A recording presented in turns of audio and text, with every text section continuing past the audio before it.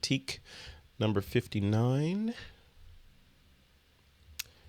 All right, Troy Miller is waiting in the wings for me to call on his name to get this thing going.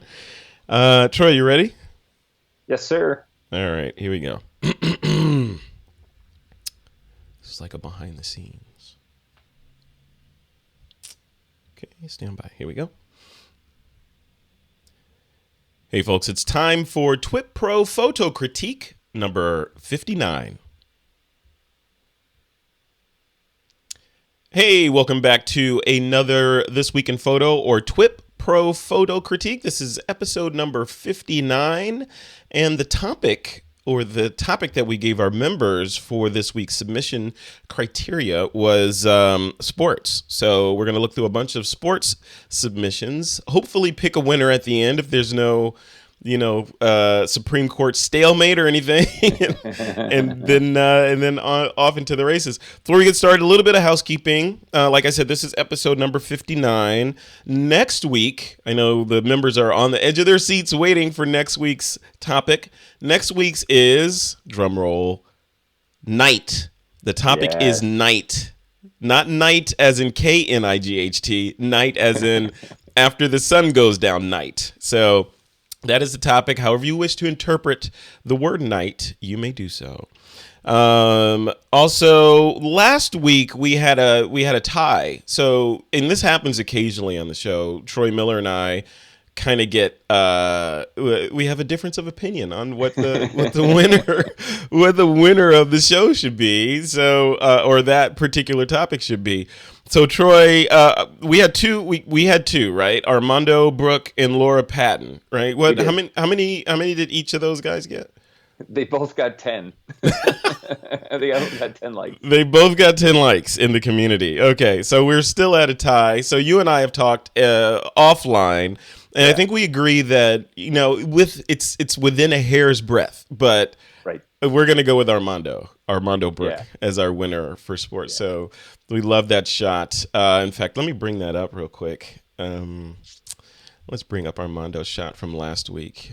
Where'd it go? Here it is, right here. So this is the winner for the abstract topic. Yep. I still love that. Both I get lost in superb this images, shot. though. Yeah. I get lost in this shot. How about you? I do too. Yeah, I love it. Yeah. Yeah. No, I dig it. It's very cool. All right. So let's bring it on home. Are you ready to start this one? I am. Yeah, let's do it.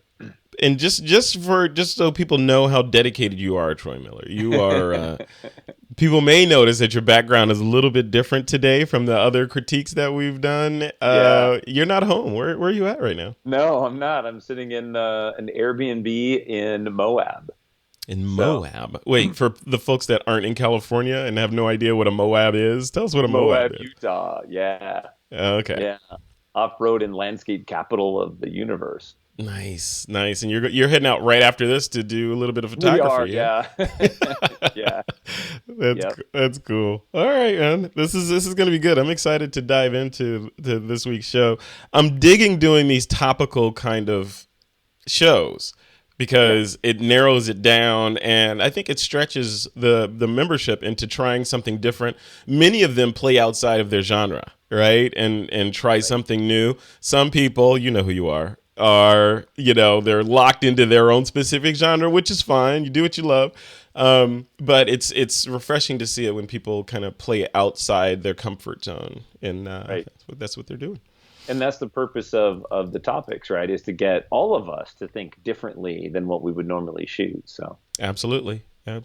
Like Apple used to say, think differently, right? Yes. All right, let's dive in. Let me share my screen again. Here we go. We're in the photo critique topic within TWiP PRO. And let's start at the top here. Laura Patton is first. Here we go. Remember the category is sports, so all of these shots must adhere to the sports category. Let's see if we get this one to load. Oh, there it goes. Too quick on the draw. All right, there we go. What do you think of this one?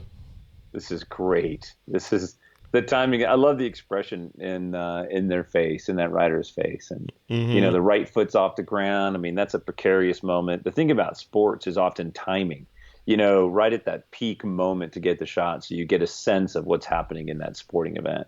I really like this. Good composition. I mean, it's a little stressful, which is good, right? Because that's a stressful moment. So I think it's very well captured, slow enough to get a little wheel spin in the front. So yeah, this is great. The thing about shooting sports, and I am not a sport shooter. I know enough about shooting sports to be dangerous, but Right. but the thing about most kinds of action photography, it's about the decisive moment, like Cartier-Bresson said, right? It's about peak action, and that's kind of what's in my head when I look at a lot of these images. Did the photographer capture, sort of that peak action where it's tense enough and that it's sort of relaxing after that moment? I think Laura nailed it here, right? Because like you said, this is a precarious kind of, Right. You don't know what happened after this. This could be the beginning of a wipeout or something, or a successful leaping over that log, right?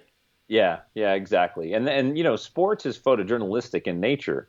So, the elements that are around are handled well. The bright rocks, the composition, how close you can get without being in the way or being dangerous.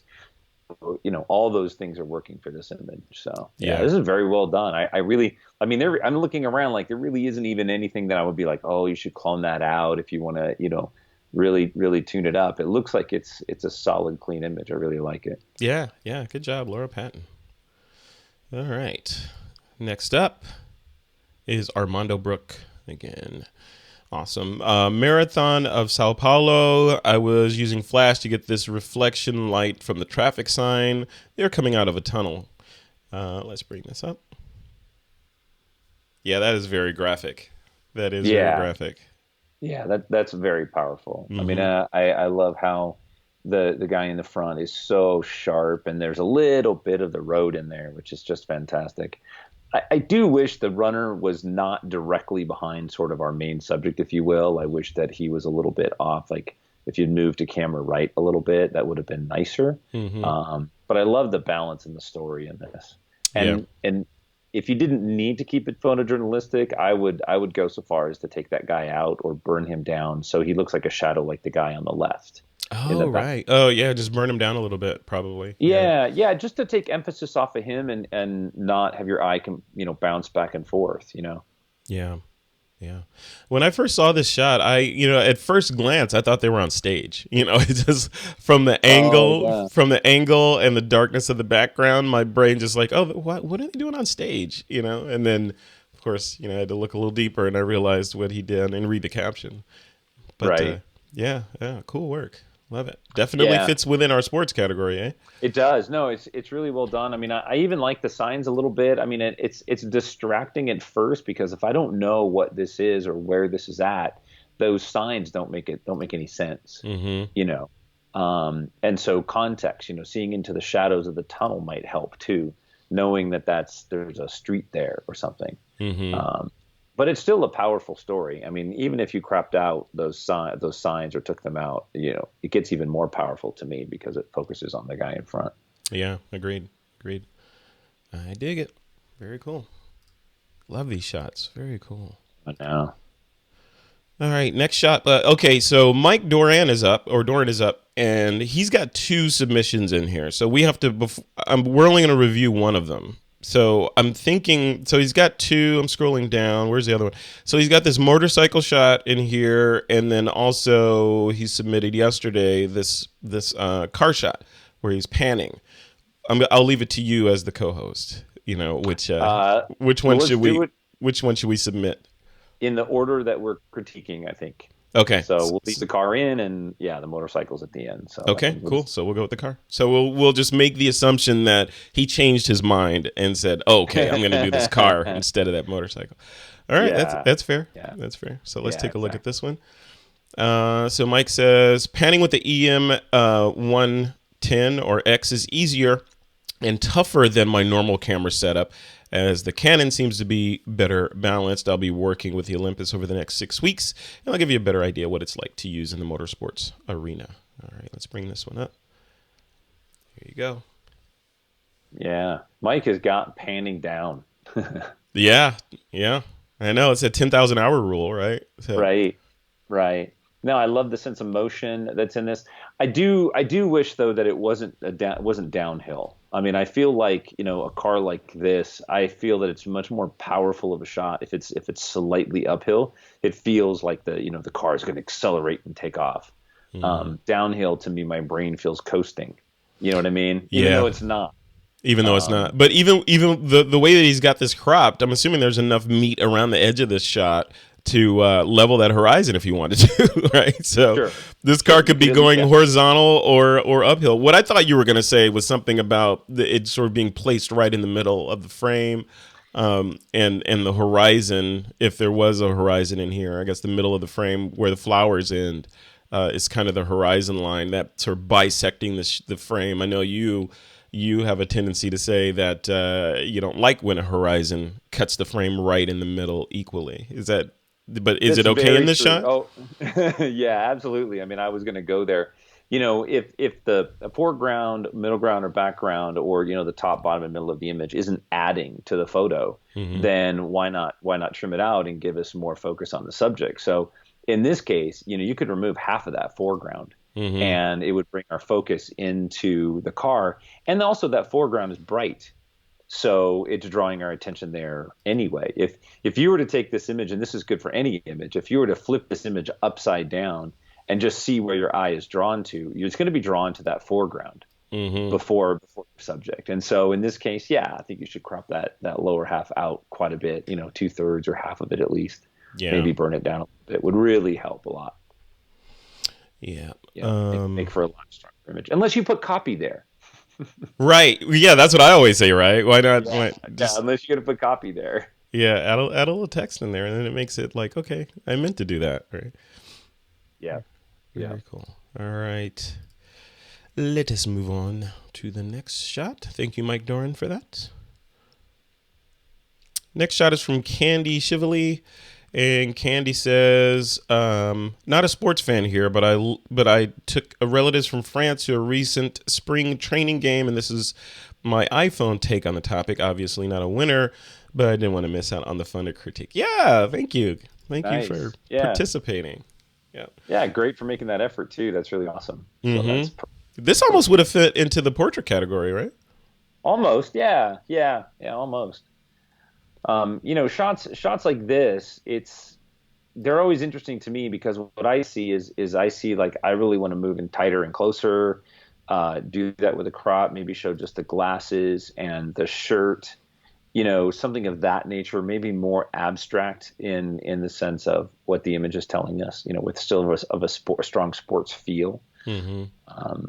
But I get it. You get the hat, the Red Sox, and the glasses, and the baseball cap and stuff. So Yeah. very solid. Yeah, very solid. Very cool. Yeah, and awesome community member for participating, Yeah, even though she's who knows, this may have been a winner. Yeah, this may be a winner. We haven't judged yet, right? that's So right. That's right. all right, let's close that off. Thank you, Candy, for that. Howard Yarmish is up next, and Howard says, "Here's an image from when I was able to secure a seat next to the dugout for $10. What?" Oh yeah, minor league baseball. So the stadium was basically empty. Yeah, there you go. All right, let's pull that up. Look at that. That's great. That is, I mean, look, this is composition, leading lines. I mean, this is classic. This is great. We read the image from the top left. You follow the bat down. It's got motion in it because it's moving faster. That shows some action. And then that brings our eyes right to his body, which is the brightest spot of the image. And you stay there. I mean, you stay on that player. So it's great. Yeah, this is very well done. Good $10 well spent. Yeah, I know, definitely. You know what I would have liked to have seen? I think, and again, I'll preface this with the fact that I'm not a big sports fan, but I know what I like and I know what I like to see. But looking at this, I want to see that ball in there. Is it even possible to capture that? Well, yeah, it is possible. I've seen lots of shots with the baseball in there. Sure. So I want to see that ball in there, and to the extent it's possible, more of the bat in there and less of the space on the right side of the image. So, I don't know. I think not being able to see his face, but being able to have that ball in there, even if the ball is not connecting to the bat, be great if it was connecting. But if it's like, right after it connected it would be right after it connected. I think that'd be amazing. So that would be, yeah. I mean, you got a ball traveling at 60, 70, 80 miles an hour and faster. And then when it leaves the ball, it's even faster. Mm-hmm. You gotta have some good timing. Yeah. Yeah. But that's cool. That's the name of the game though, right? That's it. Well, that's it. Yeah. That's the decisive moment right there. It would be cheating to Photoshop a ball in there and put some motion blur on it. In that shot, it probably wouldn't work unless it was a ball that he missed. Right. Yeah, no, absolutely. All right. Thank you, Howard, for that. All right. Next shout out is from Brian Taylor. Nice. Brian says, okay, guys, I don't shoot too many sports events anymore. Here's a senior portrait of a basketball player at Sunset I took last year with the Sony A7 III. Son was getting behind us. Was getting behind, so he used a flash. Okay. So he used a flash, and the sun was setting on this one. Let's bring this up. Nice. I love the colors in this. Yeah. Well, adding that extra pop, that strobe off to the left is really helpful because then you can get the exposure style. You can push the saturation and it gives a nice little edge light like on his arm. Mm-hmm. That really shows that off nice. Yeah. Without killing the sun, not overpowering the sun because you could have done that. Yeah. And that's a talent, right? To be able to well, it's not a talent, it's a skill. To understand your flash enough to do synchro sun, to be able to use your flash to augment sunlight and fill in shadows where necessary, because then you're not limited to shooting when the sun is not at noon, right? You can shoot whenever you want to shoot and get some pretty outstanding results with just a tiny little flash sometimes. Yeah, absolutely. And then figuring out how to balance your strobe with the sun is just math.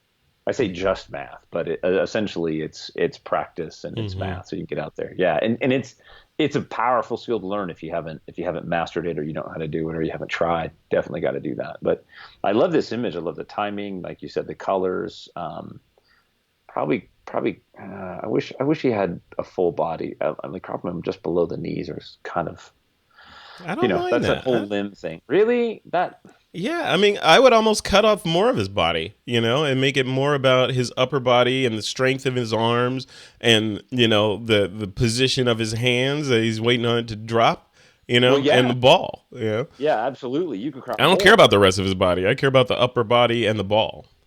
But when you crop just below the knee, it feels odd, right? Like traditionally in portraiture, we don't want to crop off limbs just at the joint. Or just after or just before the joint because it feels unnatural. It's like, okay, where's the rest of the body? So in this case, I wish we had more of the body or is cropped tighter. But I love the shot. I mean, technically, it's executed very well. Yeah, seriously. Yeah, very nice. Cool. I'm sure he loved it, senior portrait. Yeah, I'm sure the subject was like, yeah, that's my shot. I'm sure it's all over social media. Right? That's me. Right. It's all over social media unless someone photoshopped themselves into his spot to get into college or something. Oh, man. I went there, okay? I went there. All right, next shot. I got to inject a little politics. I got stories to tell you about that.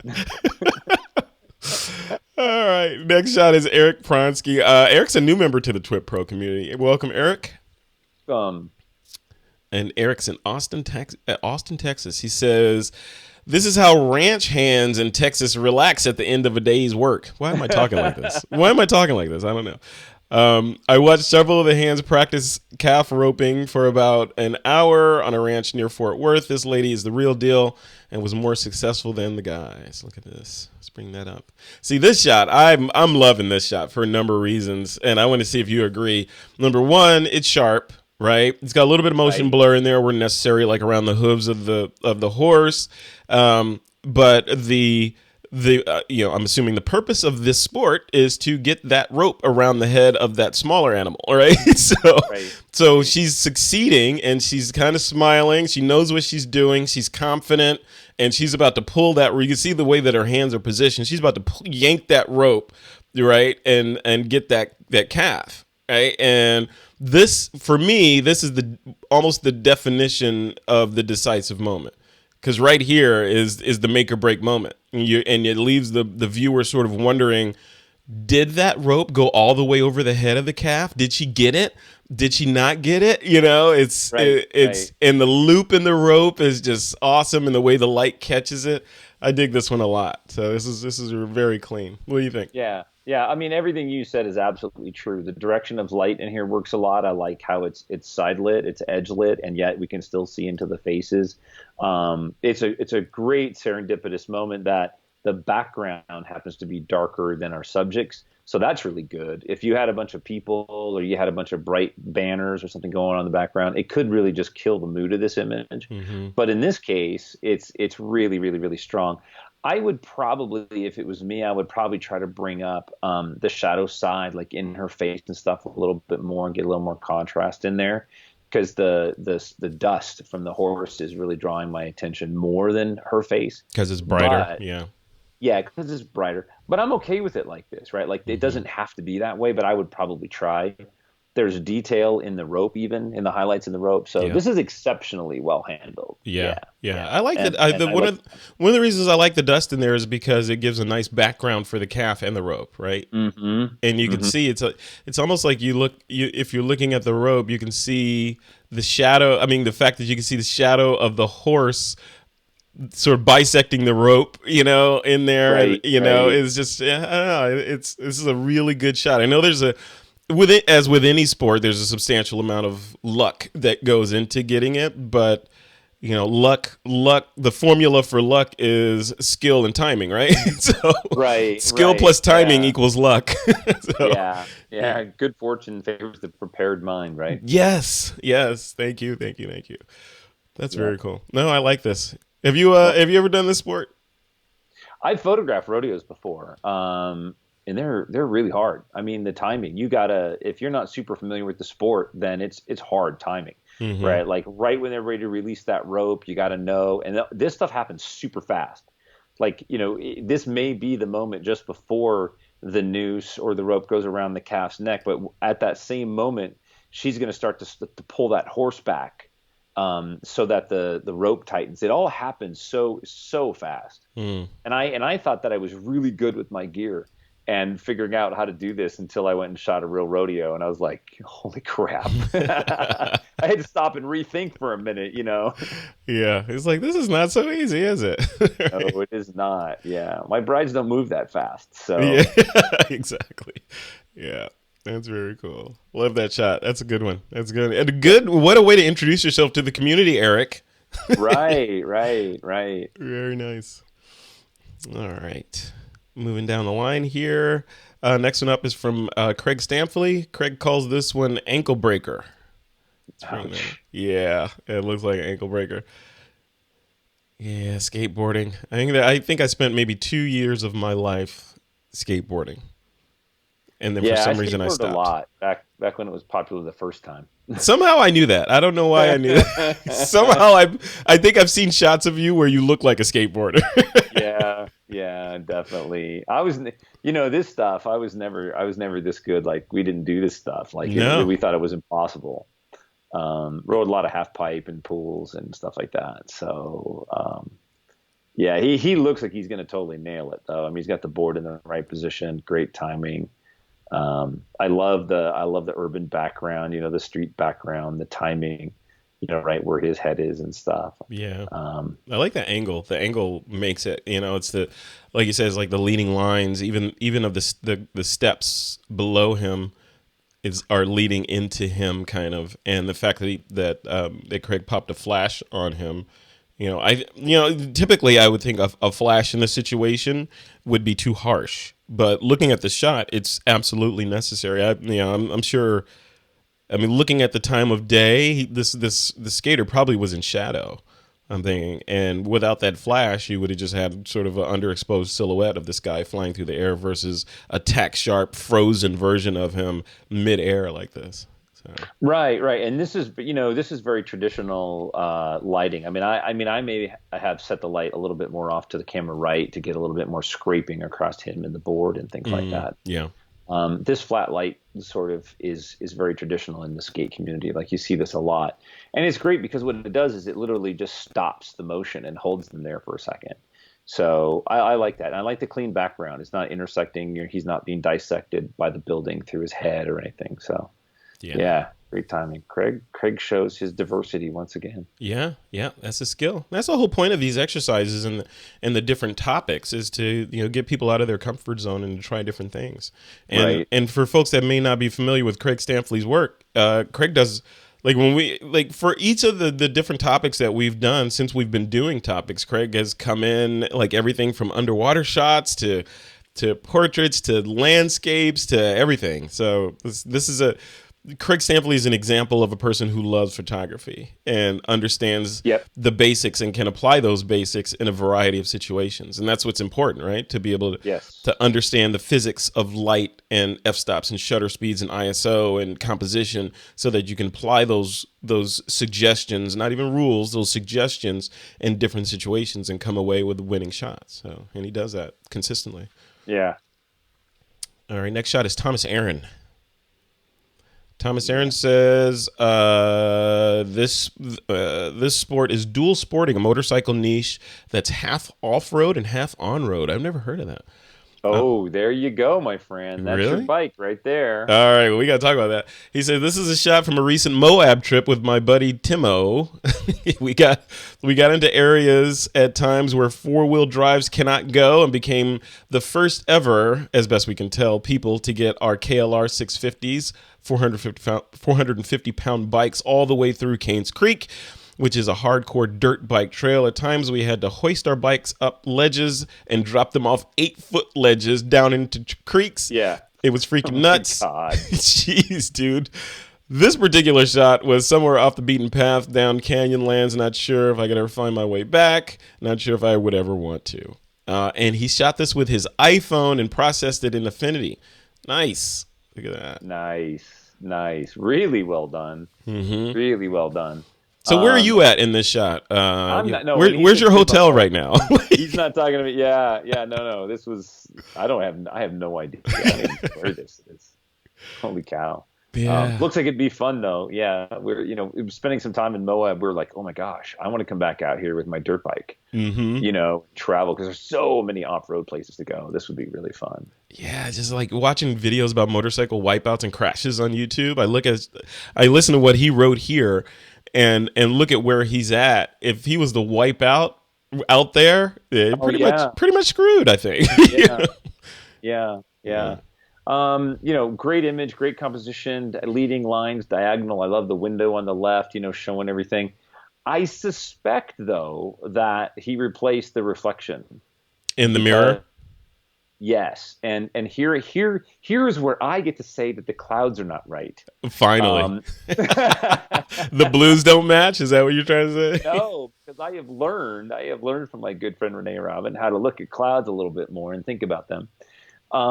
He's focused on the bike, so even the ground is slightly out of focus, right? The clouds in the distance are out of focus; they're soft, but the clouds in the mirror are not. They are sharp, which wouldn't happen because they would be this equal distance behind him, right? They're not like the same distance as the mirror. So the clouds should not be sharp in the mirror. They should be soft. So I'm guessing replace those. I'm guessing. All right. I want to know. Now I'm curious. I want to know. So Thomas, comment on this image in TWiP Pro and let us know where the clouds are real. Let me ask him. Are the clouds in the mirror real? Question mark. There we go. A live comment. Oh, that'd be so great if he responded. That would be so amazing. I know. All right, cool. Thank you for submitting that, Thomas. That's awesome. All right, next shot is from Joshua Sommerfelt. And Joshua says, falconry is the sport of hunting with falcons or other birds of prey. I took this on a recent trip to medieval times in Myrtle Beach. No acronyms this time, as promised. Thank you. Thank you. No acronyms. All right. He even went so far as to spell out millimeter for you. He did. See, now you're just being cheeky, mate. Oh yeah, in ISO instead of ISO, he actually wrote out. International Organization for Standardization. All right.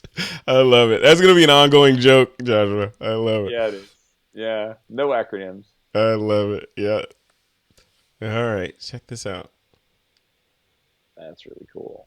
Yeah, this That's could really be at any cool. time. If not for the whatever that detail is in the top left of the frame that Yeah, that looks like it's man-made, this could be anywhere. And those lights in the background.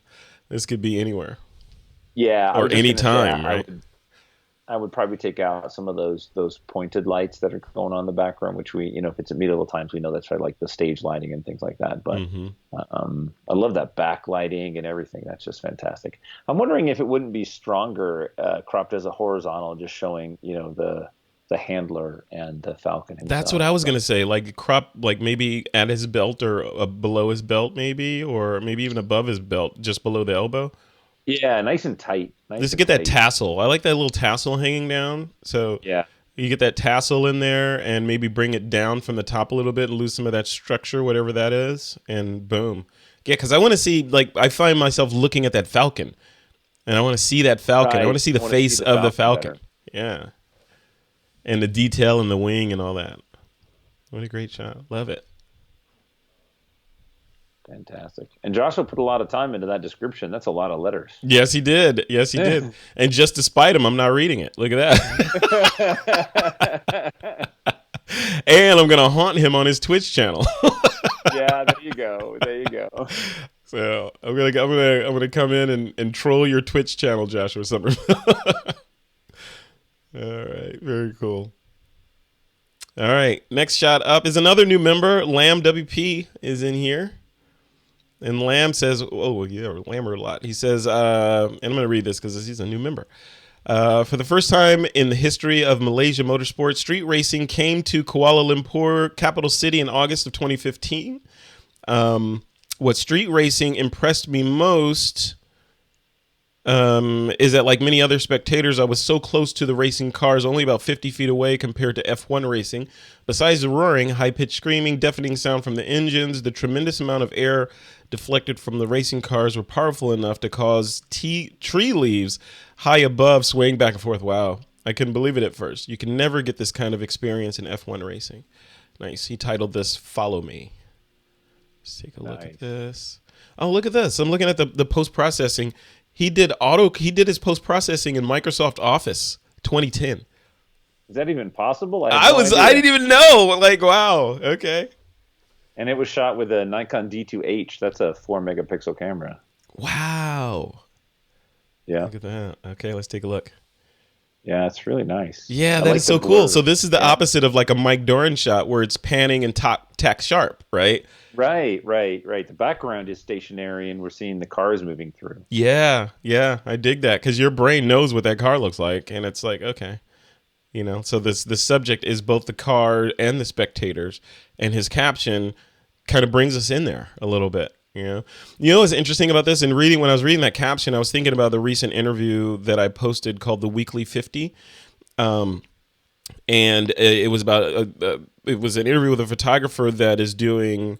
He started a series of shots that he posts one shot every week, and the purpose of the shots aren't to impress people or social media likes or whatever. It's for him to learn a different technique about photography.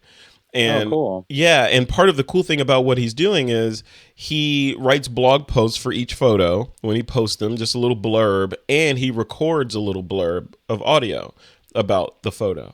So you can sort of get a feel for him talking. And what I thought would be cool, like especially for a shot like this, would be since he described the deafening sound from the engines and the tremendous amount of air, etc. Wouldn't it be cool to have a little bit of ambient sound? Oh, That yeah. goes Yeah, along to with be the able to shot. hear it. Yeah, to bring us even more into the shot. Yeah. Yeah, they're incredibly loud. It's amazing how loud they are. Yeah, yeah, very cool. I've never been to a race like that. I've never been to one of these kinds of races or a F1 race. Have you been to a F1 race, Formula One? I don't know. It was a kart. It was a kart race out in Fontana. They were out practicing, and I got to go out and try to photograph them on the track. it was really tough because they're coming Really? around at 200 plus miles an hour. Yeah. And it's super hard if you're not prepared to get them coming out of the turn or whatever. But I was amazed at how loud they were. And it wasn't just the engine noise, it was literally the sound of them ripping through the air was very loud. That's crazy. Almost making Yeah, a it was sonic pretty boom. awesome. Very cool. All right, next shot up is from Kai Groddart, and Kai says, "Full contact. You don't always need the whole picture to tell a story. Ain't that the truth?" There we go. Wow, look at that. This guy's Man. face looks swollen. Yeah. Yeah. I'm wondering, I was trying to figure out if that was like blood on his neck or was that just sweat? I'm going with blood. I'm going with blood. Yeah. I'm going with blood. And I love the diagonal lines of the ropes and the composition of this. I mean, this is another one of those examples where, the rules of composition are aiding us in this image, the direction of light, all of those things we just appreciate. And then we just focus on the subject and see his face and, whether it's anger or disappointment or just, tired. Yeah. Yeah. Yeah. Wow. Yeah. This shot, he's going to, he wasn't feeling good that next morning after this. Yeah. I've never got to shoot anything in the ring like this, but I imagine this is not easy. They're moving all over and you got to try to get through the ropes. And so. Yeah, it reminds me of that Muhammad Ali, Sonny Liston photo, the one where Muhammad Ali knocked out Sonny Liston in the first round, first second. Right? Yeah. Yeah. And I have a shot of that hanging up, and one of the things the reason I have it is not for the what was going on, it's more for the photographers that are on the opposite side of the ring not getting the shot. Yeah, exactly. Yeah, there's not much opportunity for that. No, and it just goes to sports. You just you never know what's going to happen, and you take a guess of where you should be, and and you try to make the best of it. Yeah. Another amazing Kai photo. Yep. Good job, Kai. You get seeing Kai in our weekly member mixers as well. We do, yeah. Stephen Scharf is up next. Speaking of members that show up to our weekly member mixers, he calls this one Courser Crashing. Troy Cursor crashes out of the lead at the World Superbike race at Miller Motorsport Park. Wow, look at that. Oh, this is just the beginnings of a bad day right there. Yeah, hopefully he didn't hit the wall, or if he did, he didn't hit it too hard.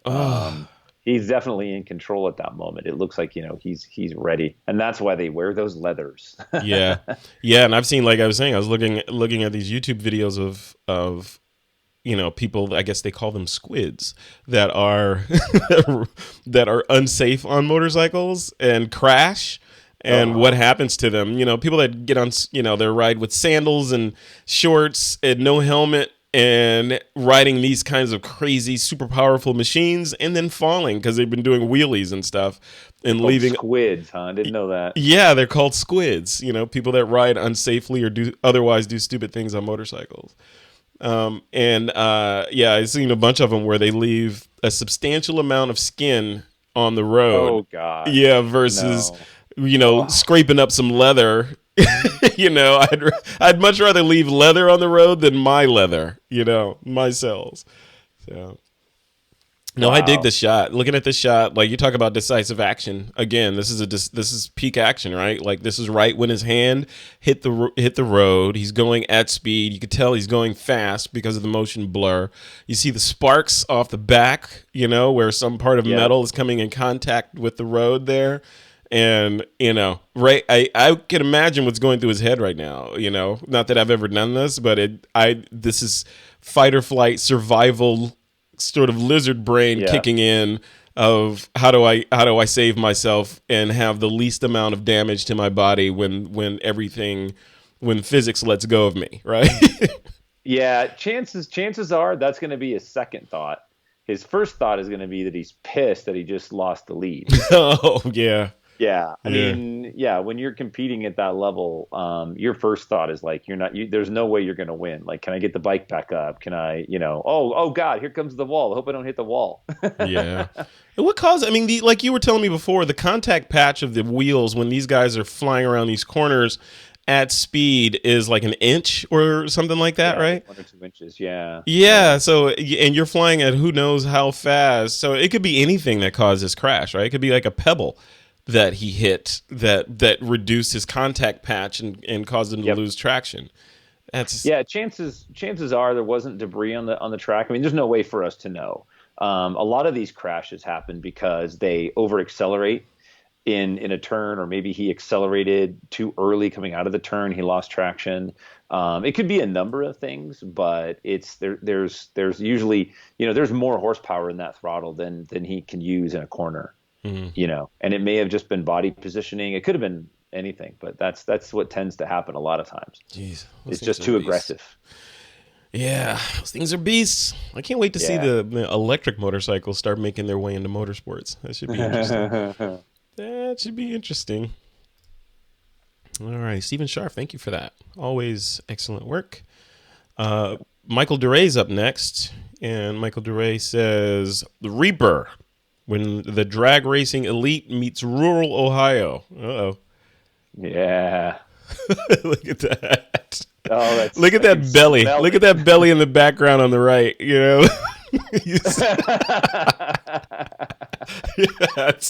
That's get in my belly right there. Yeah, that's Ohio. Yeah, those are my people. Those are is that where you're from originally, Ohio? Indiana. Yeah, I'm from Indiana. So. Oh wow, yeah. So those folks then. Yeah. This is fun. This is really fun. I do wish though that the image was right at launch. If we could see the car pulling a wheelie, if we could see the tires, we could see some smoke, or when he did a burnout or something. I mean, this could be staged, right? He could just be standing still. I mean, just sitting there posed. In this case, this is going to be a fast car. I really I want to see that. I want to see that movement. Yeah. In previous critiques, I remember seeing shots similar to this. I think I'm thinking back to a shot of a dragster that, one of those long dragsters, and you could see it was just on launch, and you could see the ripples in the back wheel as the axle moved quicker than the rubber. So it kind of had that twist in there and smoke coming up and those sorts. So you're right. I mean, I would love to see some like smoke and dynamism in this shot versus it looking sort of static. Yep. I mean, it's a cool shot with all the people watching and the horizon and the landscape. It's awesome. We just need that launch. Yeah, it definitely transports you there. Does it take you home when you look at this? Oh, it takes me to. I mean, I used to own a speed shop. I used to build hot rods and dragsters. I used to build motors, and I mean, I look at this and I'm just like, oh, this is so. And it smells so good. You smell the alcohol burning, or Yep. Yeah, it's good. The high octane fuel. Yeah, this is killer. Yeah. Yep. Yeah. Very nice. And killer paint job too. Look at the paint job on that car. Yeah, that's great. It's always sad when one of those like break, blow a motor, takes out a fender. So now that I know that you hail from Ohio, and I hail from Michigan, so I'm Indiana. Right next door. Can I, or Indiana? Sorry. Is it fair that I call you a Hoosier? Well, that's what's on his front wheel there. You see that, right? I know. I saw that. Yeah. No, I mean, I transplanted to California when I was like 6 or 7, so. But I'm a Hoosier. I'm definitely a Hoosier. All right, Hoosier. I just don't want snow. I don't want to be cold ever again. So. All right, Michael DeRay. Thank you, sir. All right, next shot up, and actually that was the last shot because we're not gonna review the last shot. We'll show this one, but we will not add it into our consideration for our final judgment. Right. This one's from Mike Doran. Fun shot though. Yeah. This is definitely a fine shot. There's a motorsports, a dirt bike track close to my house that I've been threatening to get out there and try to photograph these guys. I've been thinking about trying to go out there and find out what their rules are regarding drone photography, because I want to get shots of them flying over these hills, from a high angle. I think that'd be slick. Right. But at the same time, I don't want to put anybody in danger by flying a little aircraft with 4 blades on it above them while they're trying to concentrate on the road. Yeah, absolutely. Yeah. So let's do our final critique here. I assume you've been taking notes and you have a Oh favorite. yeah. I picked my favorite. All right, I'm going to pick my favorite, then you tell me if you concur. All right. Mine's up on the screen. I'm looking at it right now. All right, here's mine right here. It's Eric Yeah. Pronsky. Yeah. This one right here is my favorite. I love this shot. This shot is cool. You know what I thought you were going to say when we were critiquing this? Can you guess what I thought you were going to say? Ooh. Has to do with color or the lack of. No, not this one. You would No. make this black and white? I think that if we made it black and white, I think we would lose the writer. I think the sort of the pink or the red and blue on the writer, I think we would lose her in the frame, and I think we need to see more of her. So by going completely monochromatic, I think we would lose her. Yeah. So Yeah. No, yeah, I dig this. I like this shot a lot. It definitely brings you into the moment. yeah, yay, good for her. Yeah. And congratulations, Eric Pronsky, Yeah, for yeah. you one of your first submissions and you won. Look at that. Nice. Very cool. Let me bring us back on screen here so we Challenger to be wary of. Yeah, exactly. Challenge accepted. Yeah. Very cool. Nice crop this week, huh? Oh, very nice. Yeah, yeah. I love sports. I mean, I love the whole sports theme. I haven't shot a lot of sports, but it's great to see and being out here in Moab, seeing all of the four wheelers and the dirt bikes. And you're sitting in a restaurant, guys come walk in, they just rode their dirt bikes up to the restaurant, and we're like, man, I want my bike. I want a bike. That's the thing. I want a bike. It's hard picking the right bike. I think I've narrowed it down though.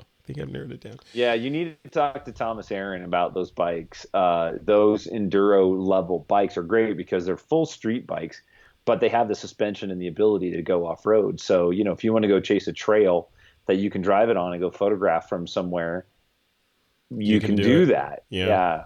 You're not wow. Street bike, you cannot do that. Those enduro level bikes, you can definitely do that. So. Well, process of elimination. I have eliminated the kind of bikes that I don't want, and I'm not getting a sport bike. Don't think I'm a sport bike rider. Good.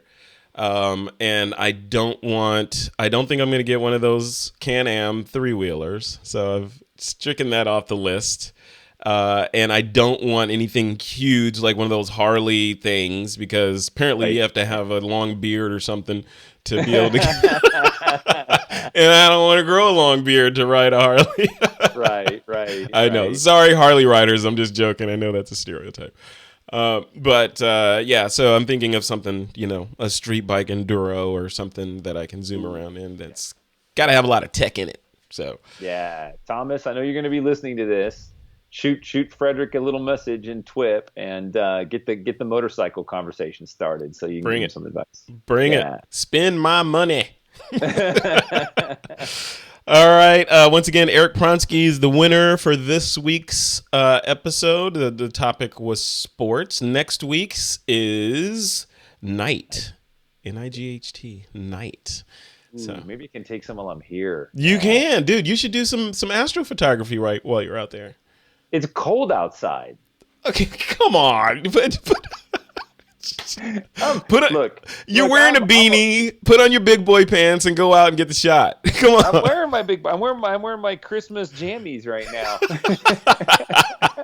It's cold outside. Come on, big photographer. Look at those lenses behind you. Come on. I know that's so I can stand in my room and my house, pictures of the mountains out the window. Oh, yeah, you better see now you're obligated to get some night photography. I know. We were trying to do some last night to do some star trails off my little patio, and it was so cold that I was standing inside the house watching the camera take the shots. Well, of course. Why would you stand there? I mean, for that kind of shot, it's all about the intervalometer, right? Yeah, exactly. What were you shooting those with? Is it the Nikon or the mirrorless? The mirrorless, yeah. The mirrorless Nikon. Shooting infrared last night, which was amazing that I was picking up so much of the stars. I was really blown away. I'm not quite sure of what the nanometers of the infrared conversion spectrum is. Maybe I'm picking up a little ultraviolet, but we're going to do some more tonight. It was freaking cool. I was seeing stuff we couldn't see even with our eyes. Really? Yeah. Going to have to play with that a little more. So much Except fun. I don't have an intervalometer for the Z7. It doesn't have one built in? It has an intervalometer built in, but I want to do for like 4-minute exposures to do Oh, long exposures, star trails, stuff like that. And I didn't think about getting an intervalometer for the Z7. So, oh well, next time. oh well. Well, there's a little camera store here in town. We're gonna go hit There you it. go. See They if we may can have find one one. sitting right there on the shelf for $10. You know, the shutter release, actually the one that I have connected to this GH4 and the one that's in my camera bag is a little third party shutter release that has a built-in intervalometer in it, and I got it off Amazon for like $12. It Yeah, has an yeah. That's all LCD you on need. it, the whole nine. I mean, it's like it does everything you'd possibly need for the most part for an intervalometer to do, and it's like $12. You plug it right into the Lumix camera and off into the races. Yep, yep. That's what I need. Yeah, exactly. Yeah. So Go get it. Go get it. Come on. cool. You should have been a Boy Scout. Be prepared, man. Be prepared. That's the Boy Scout motto. I brought my 400, so There you go. Yeah, that's good for landscapes. Yeah, that's perfect. these for landscapes. You should see what I shot this morning, man. Oh, post them in the community. What's the matter with you? Come on. I will. Like, give me a I'm chance. I've been done. recording all this stuff.